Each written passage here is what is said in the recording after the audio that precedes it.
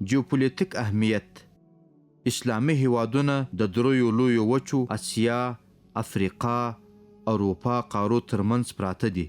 ډیری د ستراتیژیکو مهمو تنګیو څنګ ته واقع دي، لکه هرمز تنګی، باب المندب، ملکه، جبل طارق او بسفور تنګی. په دوی پورې اړه لري چې د نړیوالو سیاستونو او سیالیو مرکزونه دي. اسلامي هیوادونه لکه سعودي عربستان، ایران، ترکیه، پاکستان، مصر، اندونیزیا او نور د نړۍ په مهمو تقاطع او ترانزیټي لارو باندې موقعیت لري. د بیلګې په توګه خلیج فارس د نړۍ د نفتو یو له مهمو صادروونکو سیمو څخه دی.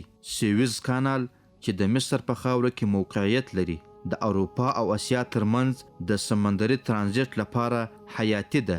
ترکیه د اسیا او اروپا ترمنځ یو پل واقع شوی. د نړیوالو سازمانونو نقش: اسلامي هیوادونه د اسلامي همکاریو سازمان غړو ترڅنګ د ملګرو ملتونو، د عدم تعهد هیوادونو غورځنګ، د واویا مخ پر ودې هیوادونه او نور سازمانونو کې لوی سیاسي وزن او ځای لري.